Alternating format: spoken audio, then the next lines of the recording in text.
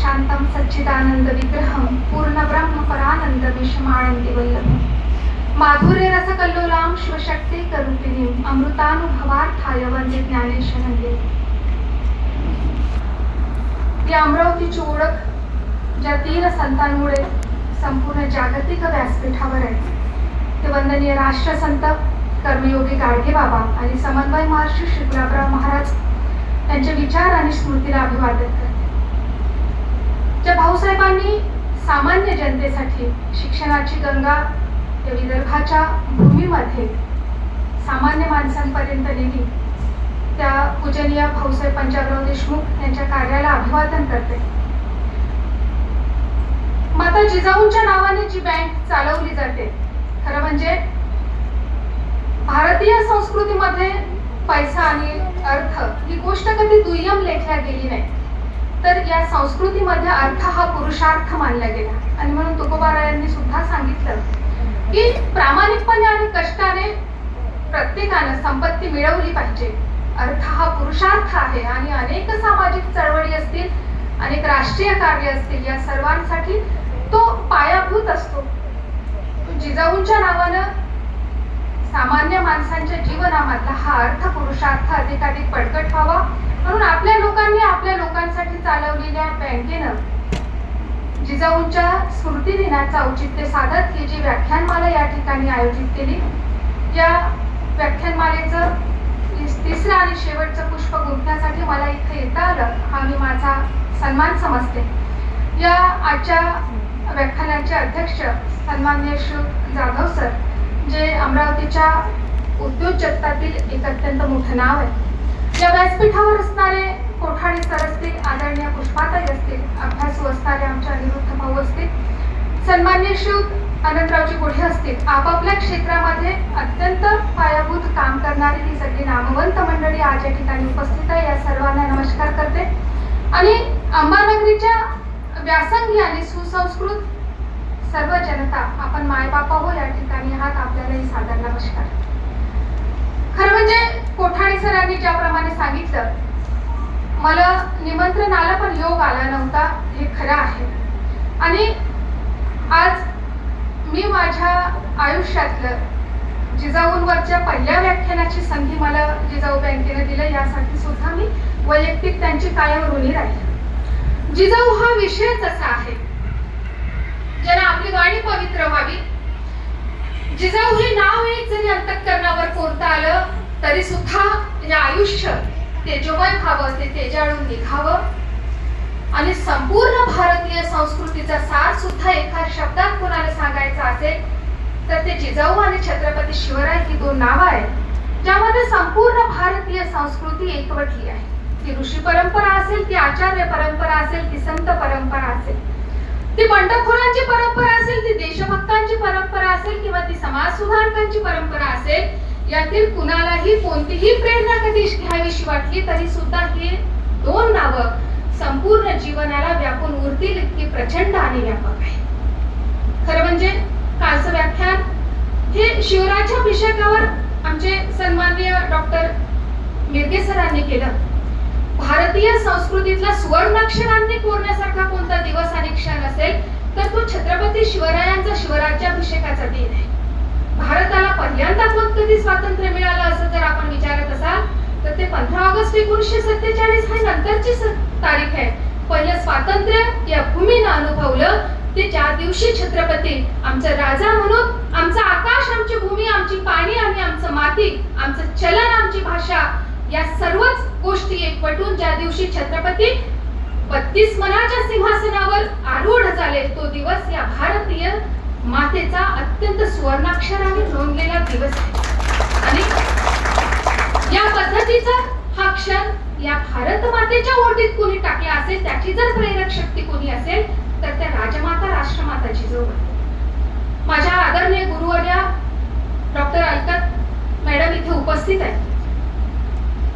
मॅडमच्या व्यासंगी व्याख्यानांची आमच्या पिढीवर अत्यंत मोठा प्रभाव आहे.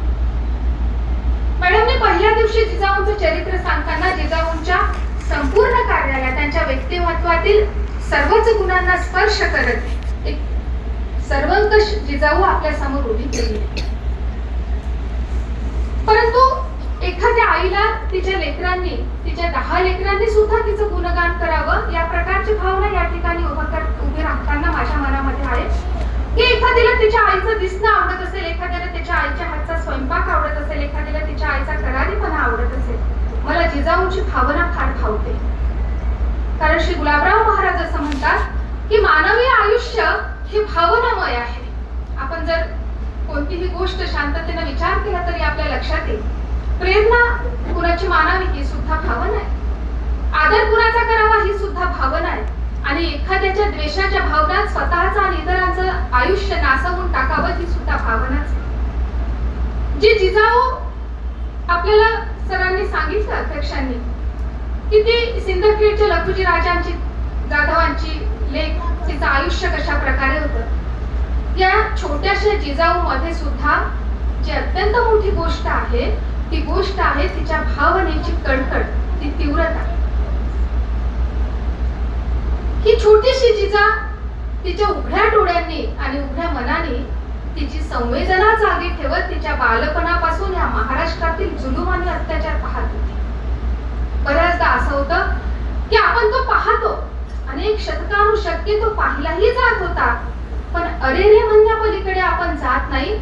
2 जनमानस या अन्यायाने अत्याचाराच्या विरोधात काम करतं. एकतर ते दुःख व्यक्त करतं किंवा ते स्वतःचं प्राक्तन म्हणून त्याचा स्वीकार करतं. तिसरी गोष्ट, गुलाबराव महाराज असं म्हणतात की निरुपयोगी मनुष्य या जीवन पृथ्वीवर कोण असतो?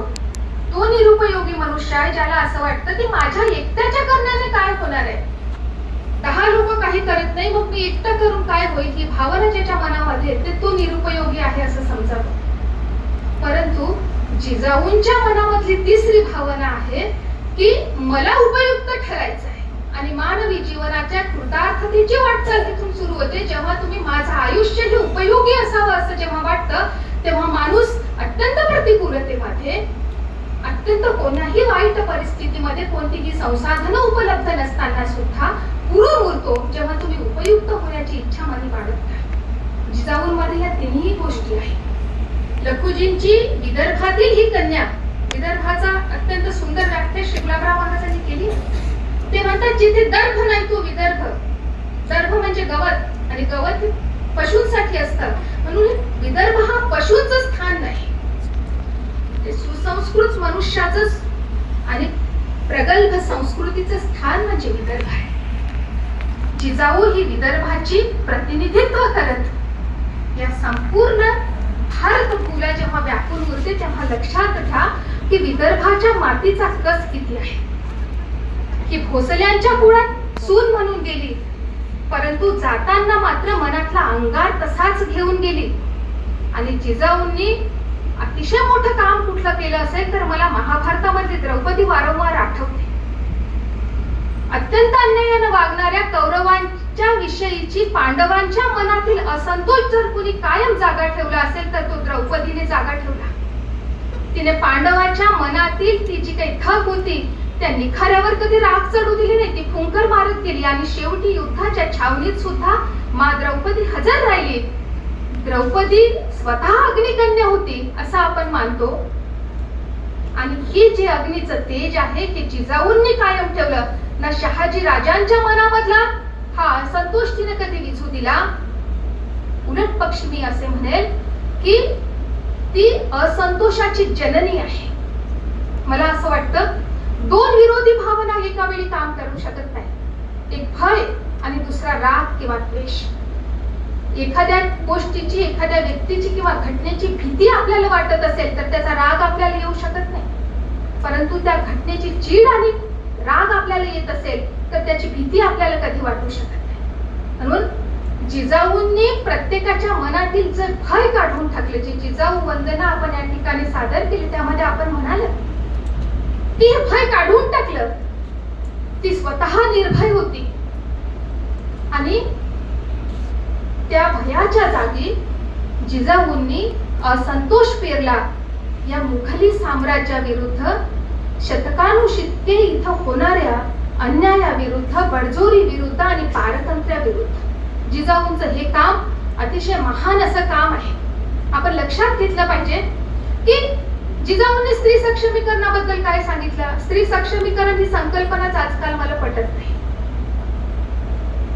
मूलतः स्त्री हा सक्षमच शब्द आहे. ती वृत्ती आहे. जी सक्षम आहे ती स्त्री आहे. जी सक्षम नाही ती स्त्री असूच शकत नाही. लक्षात घ्या. फक्त काय होतं की रामायणामध्ये एक प्रसंग येतो की मारुतीने त्याची शक्ती विसरतो आणि त्याला त्याच्या शक्तीचं स्मरण करून द्यावं असं वाटतं. आणि त्यावेळी हनुमंताला हे पटतं की अगाध अशी शक्ती माझ्यामध्ये आहे. ही अगाध शक्ती इथल्या जनतेमध्ये होती, इथल्या स्त्रियांमध्ये होती. वर्षानुवर्ष जी स्त्री उचलल्या जात होती. लक्षात घ्या. जिजाऊंनी ही जी गोष्ट पाहिली, ही गोष्ट ही माती सहन करत होती पण पेटून उठत नव्हती. जिजाऊंनी ज्यावेळी पाहिली की खेडोजी राजांच्या पत्नीला सुद्धा महावत खान नावाचा राक्षस गोदावरीच्या पात्रावरून उचलून नेतो आणि राजघराण्यातल्या स्त्रीला सुद्धा जर अशी वागणूक मिळत असेल तर सामान्य स्त्रियांची काय अवस्था होती. परंतु त्या स्त्रीला असं वाटत होतं की हे माझ्या भाग्याचे खेळ आहे. ते सहन केल्यापेक्षा दुसरं काही होणार नाही. परंतु पहिल्यांदा आवाज उठवला, पहिल्यांदा निर्भयता निर्माण केली ती राजमाता जिजाऊंनी. आणि आदरणीय मॅडमने ज्या दिवशी सांगितलं की छत्रपती शिवरायांचा स्त्रियांविषयीचा जो दृष्टिकोन होता हा संपूर्ण जगात सुद्धा आज जे स्त्री अत्याचार होत आहेत ते संपवायचे असतील तर कधीतरी राज्यकर्त्यांनी अत्यंत खुल्या मनानं शिवराय देत होते त्या शिक्षांची अंमलबजावणी करायची जर हिंमत ठेवली तर कुणाची ही हिंमत होणार नाही. कुणा लेकीकडे कुणी वाकड्या नजरेनं पाहू शकेल. राजकीय इच्छाशक्ती आणि आपण आपले बांधलेले सगळ्या चौकटी मोडून छत्रपतींचं नाव घेऊन फक्त चालणार नाही. ती हिंमत आणावी लागेल हे खरं आहे. हा जो काही दृष्टिकोन छत्रपतींमध्ये होता चौरंगा एकच था आणि ही शिक्षा देताना छत्रपती कुठल्याही प्रकारे संभ्रमित नव्हते. कारण आपल्या लक्षात येईल की जिजाऊ त्यांच्या आयुष्यामध्ये कधीच संभ्रमित नव्हता. हे करू की ते करू असा प्रश्न जिजाऊंच्या पुढे कधीच नाही. विचारांची अत्यंत स्पष्टता आहे. मी काय केलं पाहिजे याचं ध्येय निश्चित आहे आणि त्या प्रकारे मी कशी वाटचाल केली पाहिजे नियोजनाचा मार्ग सुद्धा सुस्पष्ट आहे. आयुष्यात ती माणसं फार मोठी काम करू शकतात ज्यांची ध्येय त्यांच्या जवळ निश्चित असतात आणि जिजाऊंजवळ हे ध्येय तिच्या बालपणापासून होतं हे लक्षात घ्या. मग छत्रपतींनी चौरंगा केला. एक गोष्ट छत्रपतींनी हिरकणीचं धाडस पाहून हिरकणी बुरुज बांधला. छोटीशी दुसरी गोष्ट आपल्याला वाटेल. छत्रपतींनी पन्हाळा आणि पावनखिंडीच्या मोहिमेमध्ये बाजीप्रभू येसाजी फुलाजी प्रभू देशपांडेंसोबत रायाजी बांदल आणि 200 मावळे जे शहीद झाले तर रायाजी बांदलांची विधवा पत्नी दीपाबाई बांदलांना त्यांच्या जहागिरीचे पूर्ण हक्क दिले. संपूर्ण गाव फक्त विधवांचं होतं. बांदलांचं 200 विधवा महिला होत्या. परंतु त्या जहागिरीचे अत्यंत महत्त्वाचे अधिकार छत्रपतींनी बांदलांच्या विधवा पत्नींना दिले. त्याही पुढे आपण चालू आपण पाहू की छत्रपती संभाजी राजांच्या पत्नी महाराणी येसुबाई साहेबांना शिवाजी महाराजांनी कुलमुक्तार म्हणून स्वराज्याची त्यांची नेमणूक केली आणि श्री सखी राज्ञी जयती असा शिक्का पहिल्यांदा आपल्या सुनबाईंना दिला. ही जी काही छत्रपती शिवरायांची जी नजर आहे ही लक्षात घ्या. ही दृष्टी जिजाऊंनी पेरलेली आहे. आणि जिजाऊंनी कशी पेरली हो. आपण असं म्हणतो की जिजाऊ काळाच्या पुढे होत्या. जिजाऊंनी स्वतःला पुरुषांची जी मक्तेदारी होती त्या क्षेत्रामध्ये स्वतःला मुक्तपणे संचार करू दिला. मग ते युद्ध असो की राजकारण असो. मला असं वाटतं जिजाऊंच्या मनामध्ये स्त्री की पुरुष हा भेद तर झालाच नाही. जिजाऊंनी स्वतःला मी स्त्री आहे आणि म्हणून मी कमी आहे या स्वतःच्या व्यक्तित्वाचं मूल्यमापन या प्रकारे जिजाऊंनी कधी केलंच नाही. त्याच्या मनामध्ये प्रश्नच आला नाही की मी लखुजी राजांची लेक आहे म्हणून मी घोड्यावर बसावं की नाही, मी तलवार चालवावी की नाही, माझे पती इथे नसताना मी जहागिरीचं काम बघावं की नाही, एवढंच नाही मी अंबर मलिक सारख्या वजीरांना जाऊन भेटावं की नाही, या प्रकारचा संभ्रमच जिजाऊंच्या मनामध्ये कधी नाही. जिजाऊंनी स्वतःकडे व्यक्ती म्हणून पाहिलं आणि जिजाऊंनी संपूर्ण आयुष्याची वाटचाल सुद्धा गुलाबराव महाराज त्यांच्या पत्नीला लिहिलेल्या पत्रामध्ये म्हणतात की मनकरणे की लक्षात ठेव, तू नव्हेस स्त्री ना पुरुष, सच्चिदानंद स्वयंरूप. हा आध्यात्मिक पातळीवरचा तत्वचिंतनाचा मुद्दा जरी वाटत असेल तरी एक गोष्ट लक्षात घेतली पाहिजे की स्त्री आणि पुरुष हा देह हा जो काही मिळालेला आहे हा काही मर्यादांसाठी आहे हे निश्चित आहे. पण ज्यावेळी मात्र मानवाच्या कल्याणासाठी आपल्याला पुरून उरायचं असतं त्यावेळी आपण आपल्या मधल्या आत्मतेजाकडे लक्ष दिलं पाहिजे आणि ते जिजाऊंनी अत्यंत कमी वयामध्ये केलं हे अत्यंत खरं आहे. जिजाऊंचं संपूर्ण आयुष्य हा धगधगता अंगार आणि संघर्ष आहे आणि या संघर्षामध्ये निवांतपणा नावाची गोष्ट 76 वर्षांच्या आयुष्यामध्ये कधीही नाही. परंतु त्या थकल्या आणि बसल्या असं मात्र कधी झालं नाही. अनेक प्रसंग आहे. पहिल्या दिवशीच्या व्याख्यान ऐकताना आपण ऐकलं की सिद्धी जोहरचा पुरंदरचा वेढा असेल किंवा राजांना झालेली आग्र्याची अटक असेल, हा प्रत्येक प्रसंग अतिशय मोठा आहे. भावनेच्या पातळीवर जर पाहिलं तर आपलं लेकरू जे अत्यंत आदर्श आहे. जिजाऊंना माहित होतं की शिवबा हा सामान्य बालक नाहीये. आपल्याला प्रत्येकाचं आपल्या लेकरावर अपरंपार प्रेम असतं आणि त्यातही ते लेकरू जर गुणवान असेल तर मग पाहायची सोय नाही. आणि इतकं गुणवान की ज्यांच्या इतिहासाला केवळ अद्भुतम रोमहर्षणम असं म्हणावं लागेल अशा प्रकारचा इतिहास जगाच्या पातळीवर निर्माण करणारा हा राजा आहे. हा परंपरेनं आलेला राजा नाही. त्याने स्वतःचं कर्तृत्व स्वतः उभं केलं आहे आणि याची प्रेरणा राष्ट्रमाता आहे. हे सगळे जरी प्रसंग पाहिले तर पुरंदरच्या वेढ्यामधून राजे येत नाही. अफजल खानाच्या वधानंतर पुरंदरवर राजे गेले आणि सिद्धी जोहरनं वेढा इतका गच्च आवडला. मला असं वाटतं छत्रपती शिवरायांचा अंदाज आयुष्यात पहिल्यांदा चुकला असेल की पाऊस चालू होईल आणि सिद्धी माघार घेईल. तो मागे हटला नाही. 11 महिने झाले होते राजांची आणि जिजाऊंची भेट नव्हती आणि म्हणून परत एकदा या जिजाऊंचं रणरागिणीचं स्वरूप राजगडानं पाहिलं. जिजाऊ अत्यंत मोठ्या धुरंधर राजकारणी आहे. राजकारण हा विषय सामान्य माणसाच्या मनात आजकाल तिरस्काराचा होतोय हे खरं आहे. तो समर्थ रामदास असं म्हणतात की धर्माच्या नंतर दुसरं कोणतं क्षेत्र महत्वाचं असेल तर ते राजकारण आहे आणि राजकारणामध्ये अत्यंत समृद्ध, तळमळीच्या, संवेदनशील माणसानं असावं ही समाजाची गरज आहे. जिजाऊंना हे ठाऊक होतं. लखुजी राजांच्या तालमीत तयार होताना जिजाऊंनी राजकारणाचं अत्यंत सूक्ष्म धडे घेतले होते हे लक्षात घ्या. या विदर्भाच्या बापाचं घर इतकं समृद्ध होतं की ते लेकीला शस्त्र आणि शास्त्र दोन्ही शिकवत होतं. आणि जिजाऊंच्या व्यक्तिमत्वाचं मोठेपण मला हेही वाटतं, शस्त्रधारकम शास्त्रधारकम शस्त्र शास्त्रधारकम भवतु भारतम. जिला तलवार उपसता आली तिला या परंपरेच्या सगळ्याच शास्त्रांचा नीट अन्वयार्थ सुद्धा लावता आला. हे फार महत्वाचं आहे. ज्याला परंपरा समजून घेता आली त्याला पुढे अनेक चांगल्या परंपरांचं निर्माण करता येतं. बऱ्याचदा असं होतं की ते समजून घेण्याची तसदी आपण घेत नाही, त्याच्यावर केवळ फुल्या मारत पुढे चालतो. पण जिजाऊंचं व्यक्तित्व अभ्यासकांसाठी सुद्धा अत्यंत आदर्शवत आहे. शिवबांना महाभारत सांगितलं आणि रामायण सांगितलं म्हणजे काय सांगितलं? शिवबांना सांगितलं की द्रौपदीच्या वस्त्रहरणाच्या वेळी द्रौपदीचा जो आक्रोश होता आणि संपूर्ण सभा भीष्माचार्यांसह द्रोणाचार्यांसह खाली मान टाकून बसलेली होती. शिवबा लक्षात घ्या, हा आक्रोश तुमचा कानठळ्या बसवणारा सतत निनादत असला पाहिजे की इथल्या मातीच्या लेकीला अशी आक्रोश करण्याची वेळ येऊ नये. महाभारत सांगितलं म्हणजे काय सांगितलं? स्वतःची शस्त्र सुद्धा ज्यांना वर्षभर सांभाळता आली नाही आणि 12 वर्षांच्या वनवासानंतर आणि 1 वर्षाच्या अज्ञातवासानंतर सुद्धा जे केवळ 5 पांडव पुन्हा स्वतःच्या निर्मितीसाठी उभे राहिले, या परंपरांचा अन्वयार्थ जिजाऊंनी अतिशय उत्तमपणे लावला. जिजाऊंनी त्यांच्या आयुष्यामध्ये कधीही कोणाचंही देवघर गुंडाळून ठेवायला सांगितलं नाही किंवा श्रद्धा संपवली नाही. तर वैयक्तिक श्रद्धेला जिजाऊंनी समूह श्रद्धेचं स्वरूप दिलं असं मला वाटतं.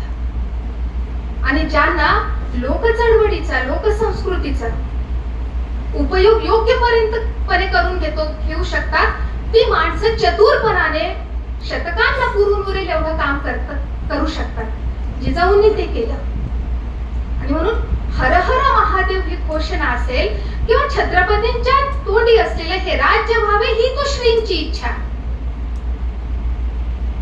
हा भगवान शंकर फक्त स्वतःच्या आयुष्यातील काही गोष्टी मागण्यासाठी नाही, तर ज्याप्रमाणे माता अहिल्याने त्याला हृदयाशी कवटाळलं आणि कोणत्याही परिस्थितीत डगमगू नये. गुलाबराव महाराजांचा भगवान शंकरांच्या वरचा एक सुंदर अभंग मला आठवतो.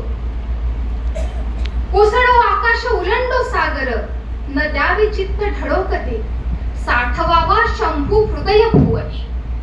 जो कोणी भगवान शंकराचा भक्त असेल त्याने ही गोष्ट लक्षात ठेवली पाहिजे की आकाशाला पडू दे की सागराला उचंबळून मला त्याच्या पोटामध्ये घेऊ दे, परिस्थिती आयुष्यामध्ये कितीही प्रतिकूलतेची येऊ देत, परंतु मी माझ्या मनामध्ये हा शंभू अशा प्रकारे साठवला पाहिजे की या सगळ्या अडचणींवर मला पाय देऊन उभं राहता आलं पाहिजे. आणि हाच लोकमानसामधला भगवान शंकराची ही शक्ती, जिजाऊंनी ही भक्ती तिला शक्तीचं स्वरूप दिलं. म्हणून हर हर महादेव म्हणत अवघे 300 मावळे तुटून पडतात. लक्षात घ्या, अफजल खानाच्या युद्धाच्या वेळी अफजल खानानं जे काही सैन्य आणलं होतं त्या सैन्यामधलं फक्त 20 मुघलांचं सैनिक वापस गेलं. या प्रकारचा खात्मा शिवरायांनी केला होता. आणि कोण प्रेरणा होती? हा अफजल खान ज्यावेळी स्वराज्यावर चालून आला, जिजाऊंचं अंतःकरणामध्ये कालवा कालव झाली. कारण अफजल खानाला अनेक गोष्टींचे संदर्भ होते हे आपण लक्षात घेतलं पाहिजे. अफजल खानांनी शहाजी राजांना अटक करून अत्यंत दगाबाजीनं त्यांची अटक केली होती आणि विजापुरामध्ये त्यांची अत्यंत अपमानजनक धिंड काढली होती. शहाजी राजांच्या स्वतःच्या कर्तबगारीनं त्यावेळी शहाजी राजांचे प्राण वाचले. 1648 ची घटना होती की शहाजी राजांचा अत्यंत मोठा अपमान आणि दगा या अफजल खानाने केला होता. अफजल खान म्हणजे अफाट शौर्य आणि अफाट क्रौर्य होतं, हे लक्षात घ्या. दुसऱ्या वेळी याच अफजल खानानं कनकगिरीच्या संग्रामामध्ये 1654 मध्ये शिवरायांचे थोरले बंधू संभाजी राजांना आणि जिजाऊंच्या पहिल्या पुत्राला अत्यंत दगाबाजीनं ठार मारलं होतं. जिजाऊंच्या मनावर या दोन्ही गोष्टींचा अत्यंत दुःखाचा ठसा होता. अनेकदा आयुष्यात मोठ्या माणसांना ती दुःख बोलून दाखवता येत नाही, हे सुद्धा दुःख असतं. पण जिजाऊ विसरल्या नव्हत्या. कारण जिजाऊच्या व्यक्तित्वाचा पहिलाच गुण आपण पाहिला, तिनं असंतोष विझू दिला नाही. या ज्या दोन्ही गोष्टी जिजाऊंच्या मनावर होत्या, जसा अफजल खान चालून आला हे दुःख पुन्हा ही जखम भडभडून आली. सई राणी साहेबांची प्रकृती अत्यंत नाजूक होती आणि त्या कालावधीत सईबाईंचं निधन सुद्धा झालं. शिवाजी महाराज ज्यावेळी जिजाऊंना नमस्कार करून प्रतापगडाकडे कूच करण्यासाठी निघाले, त्यावेळी जिजाऊंनी सांगितलं, शिवबा संभाजीचं उसनं फेडणे. जिजाऊंचं वाक्य आहे, शिवबा जिजाऊ संभाजीचं उसनं फेडणे. आणि हाच एक कानमंत्र की वाघ नख लपवले, बिचवा लपवला आणि स्वतःच्या उंचीपेक्षा 1.5 उंच असणारा हा महाभयंकर राक्षस छत्रपतींनी अत्यंत नियोजन पूर्वकरित्या या प्रतापगडाच्या पायथ्याशी त्याचा कोथळा बाहेर काढला. याचा कानमंत्र होता, शिवबा संभाजीचं उसनं फेडणे. जिजाऊ किती स्पष्ट आहेत आपण लक्षात घेतलं पाहिजे. जिजाऊंच्या मनामध्ये धर्म आणि अधर्म, दया आणि धर्म कधीच भेद नाही. अफजल खानात सोबत केलेले युद्ध हे अत्यंत मोठे युद्ध होतं. संपूर्ण भारतातील ज्या काही शाह्या होत्या त्या सर्वांचं लक्ष शिवबा काय करतात त्याच्याकडे लागलेलं होतं. त्याच्याजवळ प्रचंड सैन्य होतं. येताना सगळी मंदिरं फोडली, येताना रयतेचं अपरंपार नुकसान केलं पण छत्रपतींमधला हा संयम आणि छत्रपतींमधील हे अत्यंत सूक्ष्म नियोजन, याही पलीकडे जिजाऊंनी जे काम केलं, ती आत्मश्रद्धा निर्माण केली शिवरायांमध्ये, आणि तो सुद्धा जिजाऊंच्या स्वभावामधला अतिशय मोठा गुण आहे. माझ्यावर जेव्हा विश्वास असेल तेव्हा संपूर्ण जग माझ्यावर विश्वास ठेवेल, आणि माझ्यावरचा विश्वास जेव्हा डळमळीत होईल. गुलाबराव महाराज असं म्हणतात की जगामध्ये सर्वथा लाचार मनुष्य कोण आहे? त्याचं उत्तर असं आहे, ज्याला आत्मविश्वास नाही तो. हा जो आत्मविश्वास आहे, या प्रतिकूलतेत सुद्धा उभं राहण्याचा आत्मविश्वास, हा जिजाऊंनी छत्रपतींच्या मनामध्ये, फक्त छत्रपतींच्या नाही तर या 12 मावळाच्या सामान्य माणसाच्या मनामध्ये तो पेटवला, हे लक्षात घेतलं पाहिजे. ज्यावेळी पुण्यामध्ये जिजाऊ आल्यात, ती परिस्थिती लक्षात घ्या. कोण होतं जे सगळं आयुष्य संघर्षाचं आहे असं मी म्हणताय, त्या शहाजी राजांपासून जिजाऊ किती वर्ष दूर राहिल्यात, किती मोठा पतिवियोग आहे. नवरा सोडून गेलाय परप्रांतात, मोठा मुलगा त्यांच्या सोबत गेलाय, एक 8-10 वर्षाचं लेकरू, आणि फक्त एकटी बाई आहे. खरं जर विचार केला, अमरावतीत 10 वाजता दुकानात जाऊन काही आणायचं म्हणेल तर एकटी मुलगी किंवा एकटी बाई आहे म्हणून आपण 4 वेळा विचार करू. इथं तर गाढवाचा नांगर फक्त मातीतच चालला होता असं नाही, तर गाढवाचा नांगर या मातीत चालला, या सगळ्याच अपशकुनांचे जे मळ झालं होतं, हे मराठी माणसाच्या मनावर आलेलं होतं. आणि या प्रतिकूलतेमध्ये काय परंपरांचा समन्वय आहे. योग्य फक्त फाड सोन्याचा लावला नांगराला, आणि जी मन काळवंडलेली होती ती सोन्याच्या त्या स्पर्शानं लख उजळून टाकली. जिजाऊंना माहिती आहे, जिजाऊ म्हणजे अपरंपार धाडस आहे. जिजाऊ म्हणजे ज्याची तुलनाच होणार नाही अशी हिंमत आहे. आदिलशहाची पहार उखाडणं आणि नव्यानं स्वतःचे 5ही वाडे ज्या पुण्यामधले चाळून बेचिराख केले होते, त्या पुण्यामध्ये पुन्हा कसबामध्ये गणपतीची स्थापना करून त्या पुण्याला गावाचं रूप देणं. ही गणपती फक्त देवता म्हणून प्रतिष्ठापित केली नाही जिजाऊंनी, तर प्रत्येकाच्या मनामधली मांगल्याची जी काही प्रतिमा आहे ती त्या ठिकाणी जागृत केली. जिजाऊंकडे फक्त स्त्री म्हणून पाहिलं तरी सुद्धा ऊर भरून येईल असं मोठं काम आहे. शिवरायांच्या जन्माच्या वेळी 32 वर्षाच्या असणाऱ्या या जिजाऊंनी जो प्रत्येक पाऊल उचललं, हे प्रत्येक पाऊल स्वतः मधल्या श्रद्धेच्या बळावर उचलला, हे लक्षात घ्या. आणि ध्येय निश्चित आहे. ज्यावेळी जिजाऊ गर्भवती आहे आणि 1929च्या जुलै महिन्यामध्ये निजामाच्या दरबारामध्ये लखुजी राजांसह 2 भावंड मारली जातात, आणि ती घटना जिजाऊंच्या काली येते. शास्त्र असं म्हणतात की फार भयंकर घटना असेल तर ती गर्भवती महिलेला सांगू नये, गर्भपात होण्याची शक्यता असते. इथे गर्भपात नाही झालाय माऊल्यांना, उलट स्वतःच्या पोटातील त्या गर्भावर हात ठेवला जिजाऊंनी आणि सांगितलं, आबासाहेब याचाही बदला घेतला जाईल, पण तुमचं शौर्य या मनसबदारीत खर्च पडलं. माझ्या पोटी जन्माला येणारं लेकरू हे कुणाची मनसबदारी करणार नाही, तर या मातीतील या अन्यायाला ते उलथून पाडेल एवढं सतेज लेकरू मी जन्माला घालेल. गर्भपात होऊ दिला नाही, उलट स्वतःच्या मनातील ती आग त्या गर्भामध्ये रुजवली आणि या प्रकारच्या राजाचं निर्माण केलं की तो राजा फक्त भारताला नाही तर भारताच्या बाहेर अनेक देशांना स्वातंत्र्याचा प्रेरक म्हणून, स्वातंत्र्याचा उद्गाता म्हणून छत्रपती शिवरायांचा हा इतिहास हा जगाच्या समोर आहे. ही जिजाऊ आहे. जिजाऊंनी ज्या लेकीवाडी भाकरी थापत होत्या त्या हातामध्ये अलगदपणे तलवार दिली.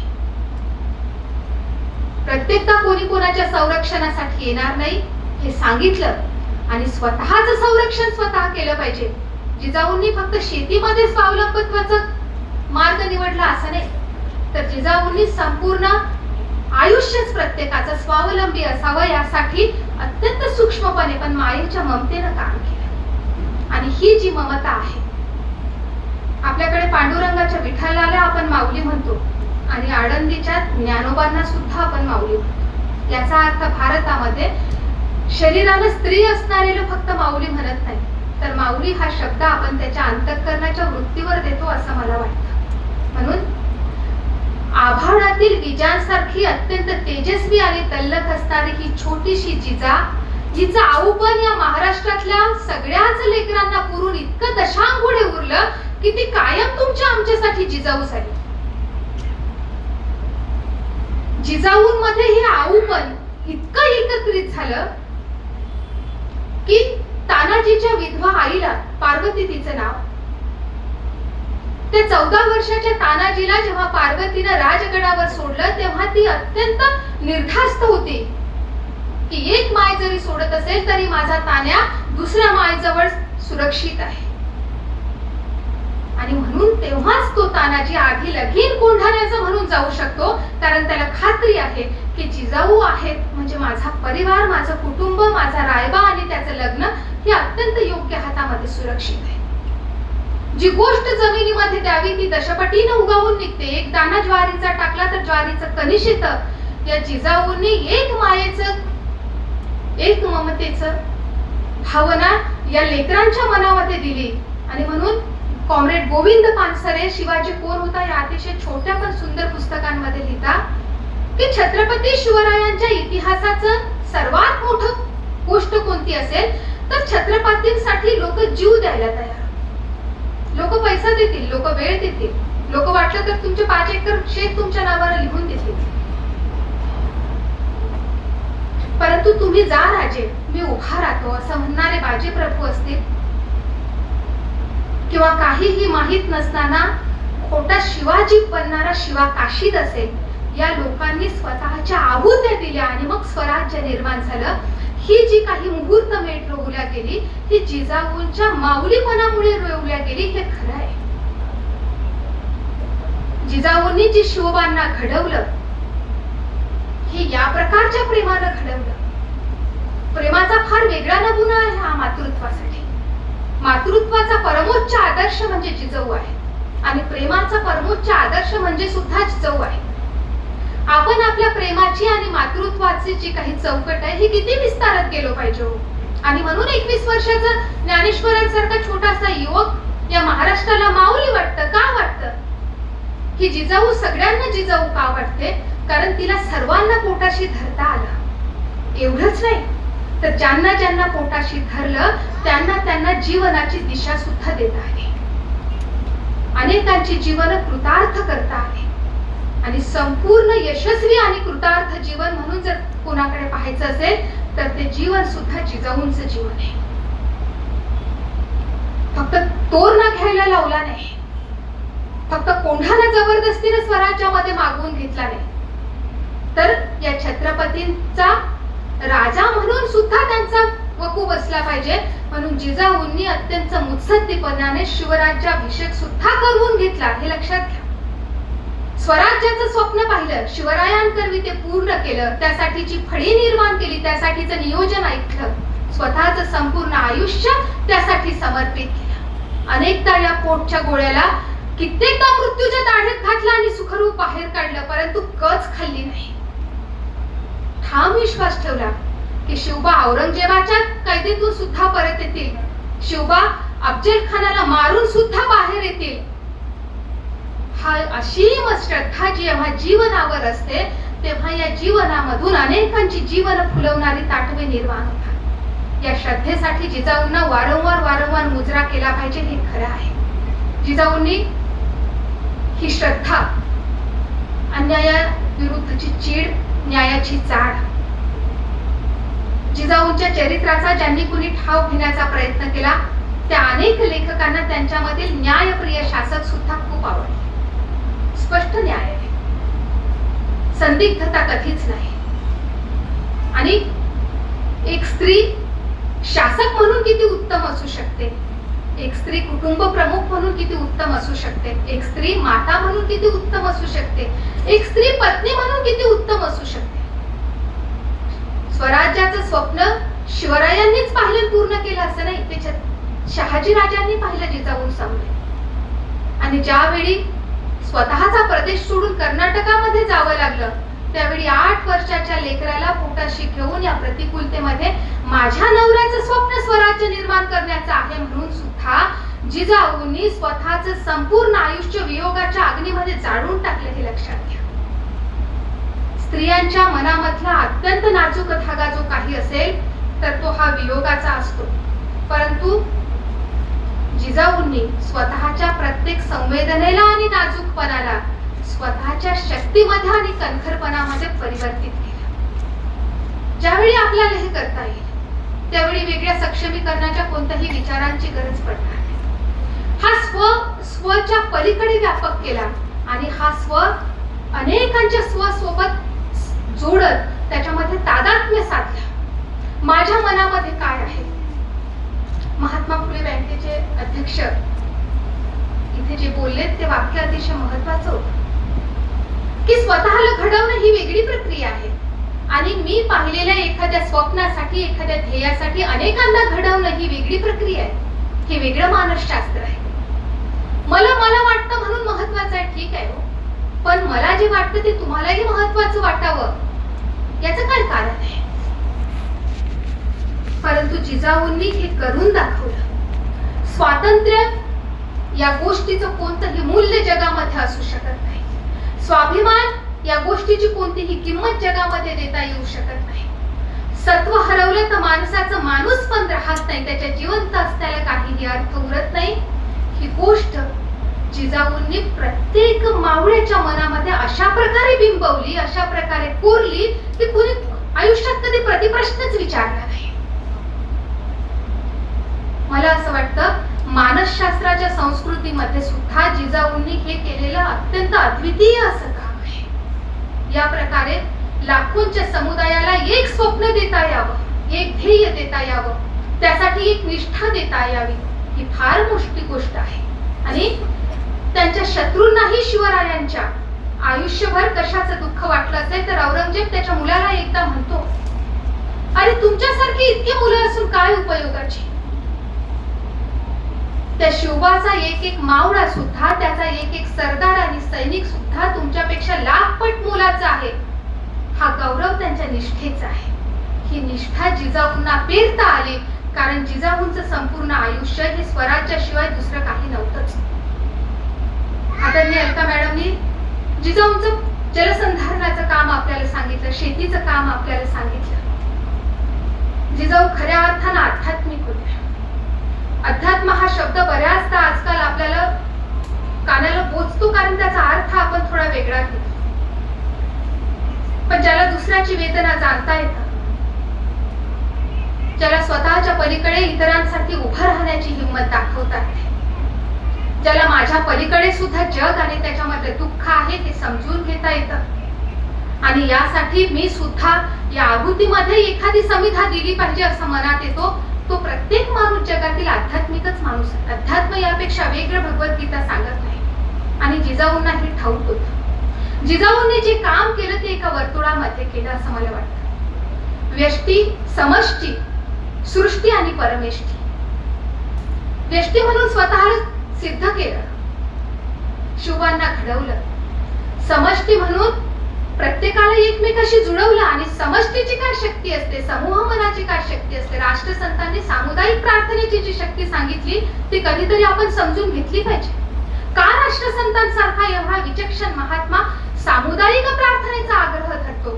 कारण समूह मन जेव्हा एका उदात्त ध्येयासाठी, उदात्त विचारासाठी एकत्रितपणे साद घालतो तेव्हा ही सृष्टी त्याच्यासाठी अनेक आशीर्वादांचं दान घेऊन उभा असते, ही खरं आहे. गाडगे बाबा म्हणायचे, गाडगे बाबांचं शेवटचं कीर्तन मी अनेक वर्ष माझ्या विद्यार्थ्यांना शिकवलं की देव कुठे आहे, देव दिसतो का? गाडगे बाबा म्हणायचे का पुण्याच्या ठिष्णावर वारा आहे, दिसतो का तुम्हाला? दिसत नाही. तशी ही शक्ती पण दिसत नाही.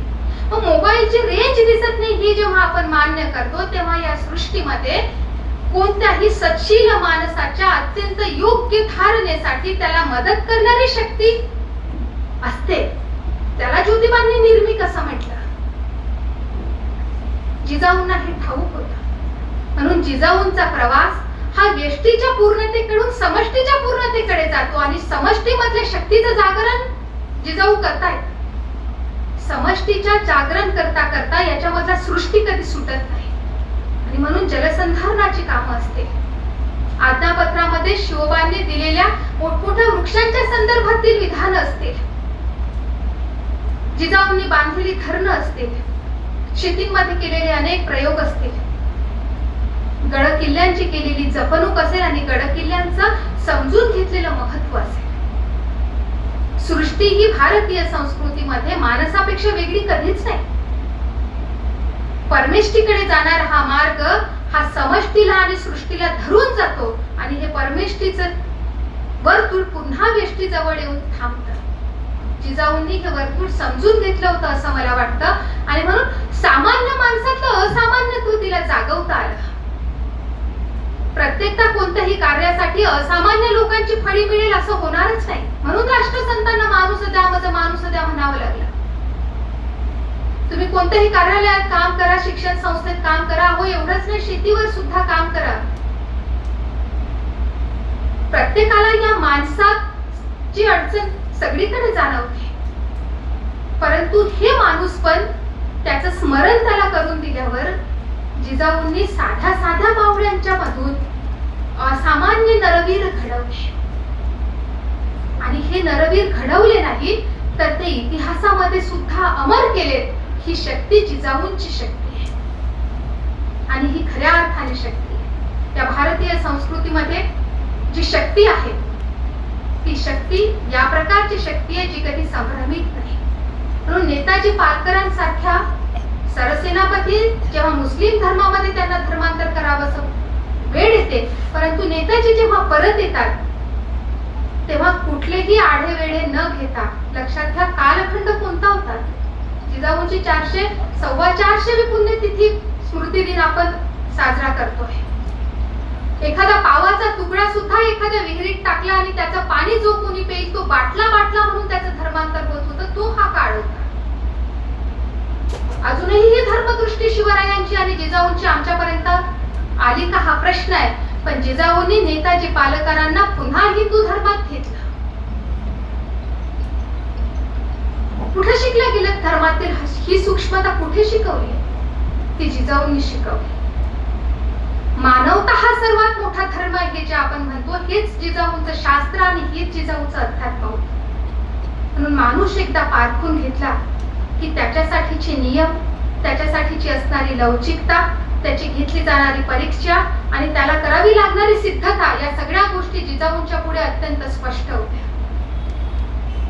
खरं जर पाहिलं तर एक किल्ला घेतल्यापासून सुरुवात केली आणि शिवराज्याभिषेकाच्या वेळेस शिवरायांनी 240 किल्ले घेतले होते. हा छोटासा शिवबा छत्रपती शिवराय म्हणून ज्याचं निर्माण जिजाऊंनी केलं, ही शक्ती एक मातृशक्ती आहे आणि मातृशक्तीची शक्ती ही अत्यंत अपरंपार आहे. ही मन जेव्हा खुली होती, त्याची दारं जेव्हा उघडतील आणि हा सद्भाव जेव्हा अनेकांपर्यंत पोहोचेल, तेव्हा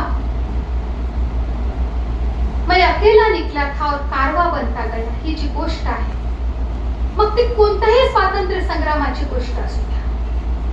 16 वर्षाचा बाबू गेलो तेव्हा हसत हसत त्या गाडीच्या समोर उभा राहतो आणि हुतात्मा होतो, जेव्हा त्याच्या मनामध्ये ती गोष्ट बिंबवल्या जाते आणि ही गोष्ट प्रेमानं अत्यंत प्रभावीपणे बिंबवल्या जाते. असं म्हटलं जातं, जगामध्ये 2 गोष्टी अतिशय महत्वाच्या आहेत आणि मानवी जीवनामध्ये त्याच 2 गोष्टी महत्वाच्या आहेत. पहिली प्रेम आणि दुसरं प्रयत्न. आपण जर पाहिलं तर जगाच्या पातळीवर कुठल्याही महान मानवाचं जीवन आपण तपासून पहा, त्याच्या संपूर्ण जीवनाची उभारणी ही या 2च गोष्टींवर झाली. महात्मा गांधींना या लोकांचं प्रेम वाटलं आणि महात्मा गांधींनी आयुष्यभर प्रयत्न केले. भगत सिंगांना प्रेम वाटलं आणि प्रयत्न हौतात्म्य पत्करण्यापर्यंत गेले. तुम्ही सामाजिक क्षेत्रामध्ये पहा, तुम्ही व्यासंगाच्या क्षेत्रामध्ये पहा, विद्वत्तेच्या क्षेत्रामध्ये पहा, ज्या व्यक्तीला ज्याचं प्रेम वाटलं ती गोष्ट करण्यासाठी त्यांना आयुष्यभर प्रामाणिक प्रयत्न केले आणि ती माणसं आज माणुसकीच्या या आघाडामध्ये अत्यंत ध्रुव ताऱ्यासारख्या अढळ पदावर जाऊन बसले. जिजाऊन ही गोष्ट जाणत होत्या आणि म्हणून जिजाऊंनी प्रेमपूर्वक प्रयत्नाने हे स्वराज्य शिवरायांकडून पूर्ण करवून घेतलं आणि त्याला पूर्ण स्वरूप सुद्धा दिलं.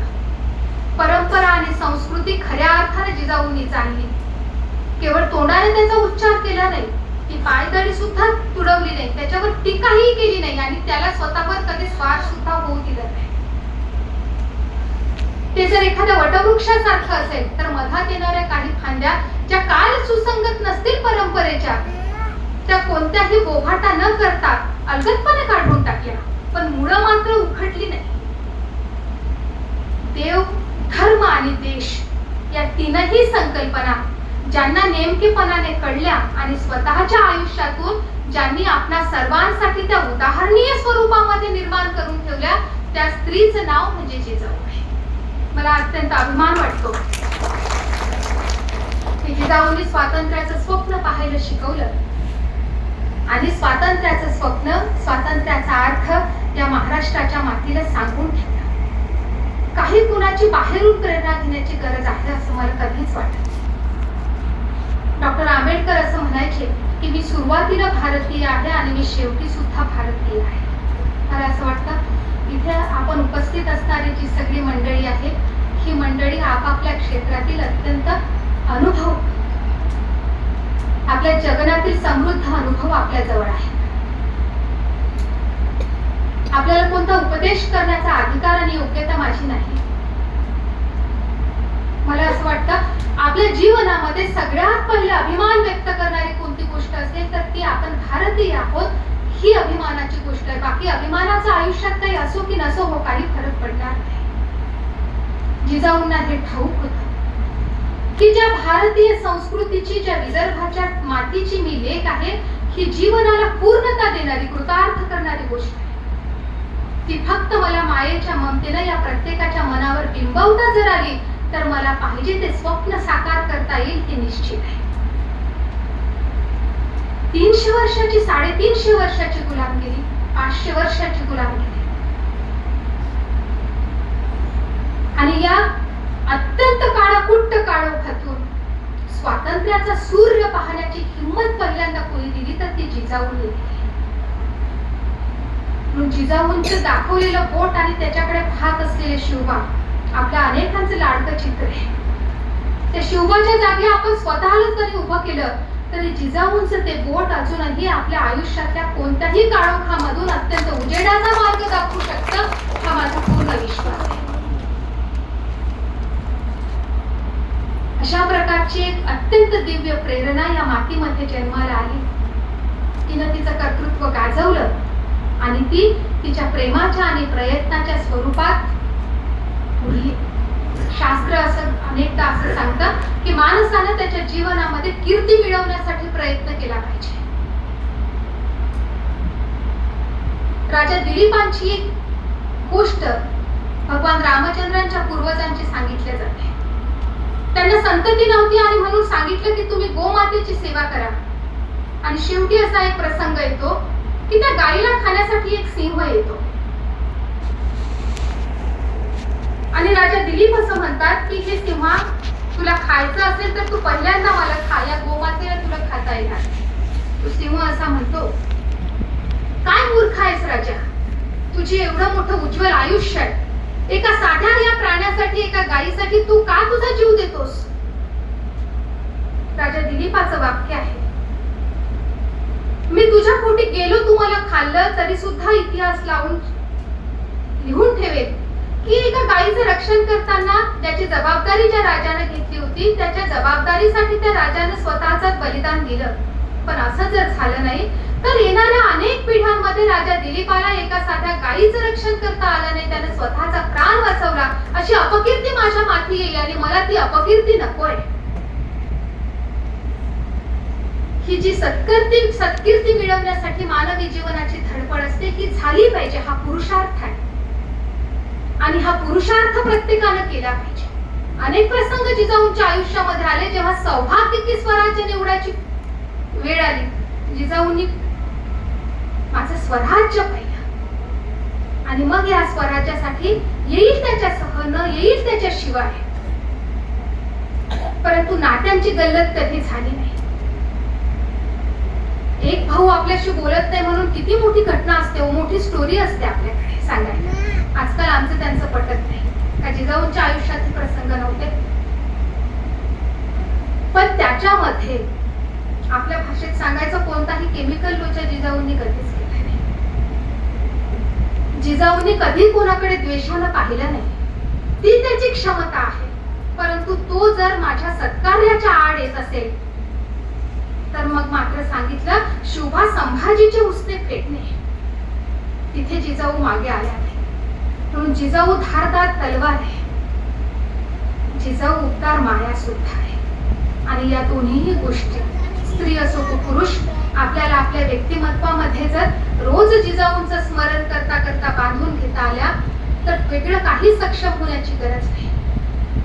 म्हणून प्रातस्मरणीय स्त्रिया सांगितल्या जातात. आमची आजी आम्हाला शिकवायची की 5 स्त्रियांची रोज नावं घेतली पाहिजे, त्या प्रातस्मरणीय आहेत. त्यात अहिल्या आहे, त्यात द्रौपदी आहे, त्यात सीता आहे, त्यात तारा आहे आणि मंदोदरी आहे.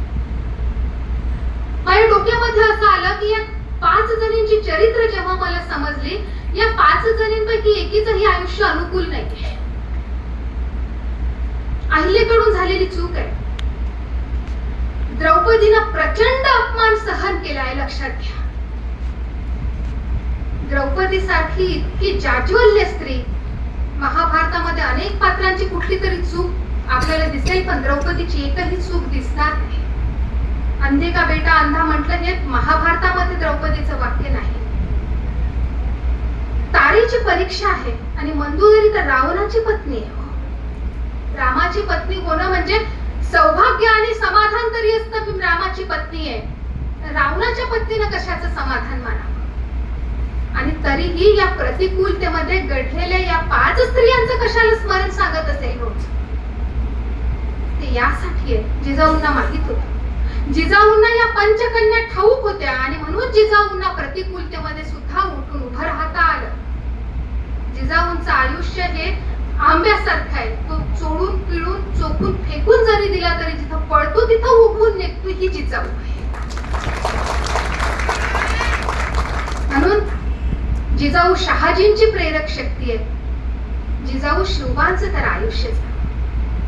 आणि एखाद्या मायनं काय प्रेम करावं, आपण काय प्रेम करतो आपल्या लेकरावर. जेवला का, झोपला का, पिझ्झा खाऊ नको, मॅगी खाऊ नको, या पलीकडे काय सांगतो आपण. मी माया पोराशी सुद्धा बोलते ना फोनवर, काय बोलतो आपण. शिवराज्याभिषेक होईपर्यंत प्राण ठेवला, शिवराज्याभिषेक करवून घेतला आणि शिवराज्याभिषेकाच्या नंतर 12 दिवसांनी प्राण सोडला. लेकाच्या आयुष्याला पुरून उरणारी माय आहे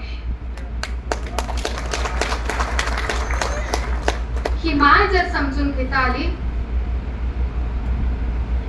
तर पोटी लेकरू जन्माला येऊ की न येऊ, पण बापाला सुद्धा माय येता येते. जिजाऊ मध्ये माय सुद्धा आहे आणि बाप सुद्धा आहे. बऱ्याचदा असं वाटतं एखादीची आई निघून जावी आणि दिवाळीला ती लेक घरी यावी, तेव्हा तिचे बाबा हळूच पाहतात लेकीच्या आवडीचं काही केलंय की नाहीये, तिला जाताना भावानं बरोबर साडी सोडी घेतली आहे की नाहीये. ती बापातली माय आहे.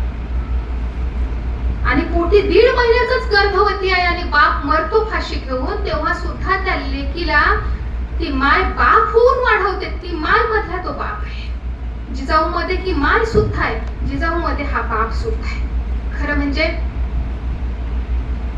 जिजाऊ हा परमोच्च आदर्श आहे स्त्रियांसाठी. आणि एकदा जाणतेपणाने तिला पाहता आलं, तिला मायेनं समजून घेता आलं की आपण आपल्या ठाई सर्वजणी सक्षमच आहोत. आपण जी काही धडपड करतो ही धडपड अतिशय योग्यच आहे, परंतु या धडपडीला सुद्धा माझ्या पलीकडे जाऊन एक दिशा देता आली पाहिजे. ही धडपडी चळवळ सुद्धा बनली पाहिजे. मला माझी सुद्धा सखी होता आलं पाहिजे आणि मला इतरांची सुद्धा सखी होता आलं पाहिजे. हे अतिशय महत्वाचं आहे आणि हा सख्य भाव सुद्धा जिजाऊंनी शिकवला. जिजाऊंच्या या सर्व कार्यकर्तृत्वाला, तिच्या नेतृत्वाला, तिच्या द्रष्टेपणाला आणि तिच्या विशाल अशा हिमतीला असं म्हटलं जातं की युद्ध तलवारीने लढत नाही, त्याचं शस्त्र ही त्याची हिंमत असते. आणि जिजाऊ शिवाजी राजांचं शस्त्र ही जिजाऊंची हिंमत आहे कायम, हे लक्षात घ्या. आणि म्हणून आग्र्याच्या कैदेत असताना सुद्धा जिजाऊने रांगणा किल्ला घेतला, ही बातमी शिवरायांना नवसंजीवनी देते. ही युक्ती आहे, ही नीती सुद्धा आहे. आणि नीती आणि युक्ती एकत्रितपणे आहे. ही रीती आहे, ही संस्कृती आहे. आणि याचा अत्यंत माझी भगवंतावर श्रद्धा आहे आणि माझा हा पूर्ण विश्वास आहे की भगवंतानं अत्यंत सवडीनं वेळ घेत घेत जिजाऊंचे निर्माण केले.